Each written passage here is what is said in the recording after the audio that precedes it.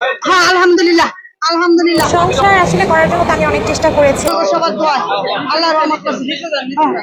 তুমি চাইয়া আল্লাহ রহমত করছে।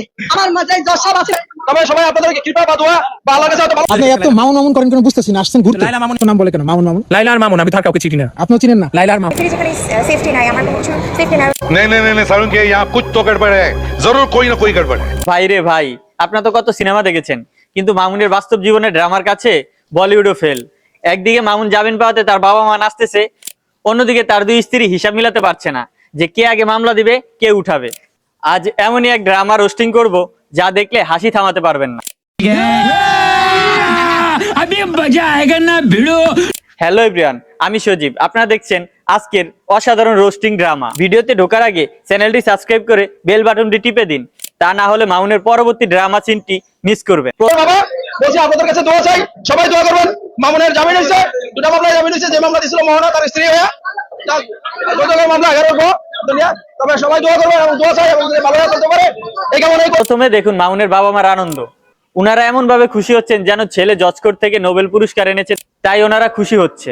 আরে ভাই, ছেলে জেলে বারবার যায় আর আসে, আর আপনারা নোবেল পুরস্কারের মতো বারবার আনন্দিত হচ্ছেন।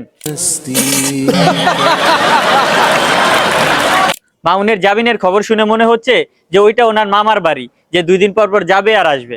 সঠিক বলেছেন, আপনার বুদ্ধি ভালো। আপনি এত মামুন মামুন করেন কেন বুঝতেছি না। আসছেন ঘুরতে। লাইলা মামুন হিসাবে তো সারা বাংলাদেশ চিনে। একটা নামই শিখেছি, এই ডায়লগটা কিন্তু একটা খুব ফেমাস ডায়লগ। বাংলাদেশে একটা ফেমাস নায়িকা এই ডায়লগটা দিছে, বলছে আমি এই নাম ছাড়া তার কোনো নাম শিখিনি।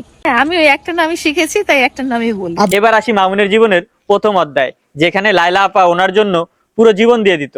এখন নাকি তাদের তালাক হয়ে গেছে। পাবলিক তো মনে হচ্ছে তাদের দুজনের জীবনের থার্ড আম্পায়ার, যারা কিনা ওনাদের জীবনের সব খবর রাখে।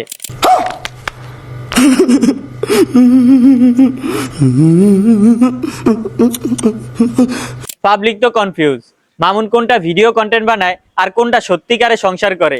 প্রতিদিন নতুন স্ক্রিপ্ট আর নতুন মামলা, তাই আর আমরা ফ্রিতে বিনোদন পাচ্ছি। সংসার আসলে করার জন্য তো আমি অনেক চেষ্টা করেছি। আপনারা দেখেছেন আমি আসলে অনেক সহ্য করার পরে কিন্তু সবার সামনে এক্সপোজ হয়েছি। তো আমার লাইফের যেখানে সেফটি নাই, আমার কোনো কিছু সেফটি নাই, উনি প্রতিনিয়ত আমার কাছে টাকা চাচ্ছে, আমি মানুষের সাথে সংসার কেন করবো। আর এইদিকে মামুনের বর্তমান স্ত্রী মোহনা আপুর কথা শুনে আমার চোখ দিয়ে পানি চলে এসেছিল, কারণ মজার ছলে উনি বলতেছে মামুন জামিন পাওয়ার পরে উনি নিরাপত্তাহীনে ভুগতেছে আর যৌতুকের টাকার টেনশন করতেছে, উনি নাকি সংসার করবে না। আরে আপু, আপনি কি বিয়ের আগে কন্ডিশন পেপার হাতে পান নাই? খতম, bye bye, tata, good bye, Gaya. আরে ভাই, মামুন জেলে থাকলেও ঝামেলা, বাহিরে থাকলেও ঝামেলা।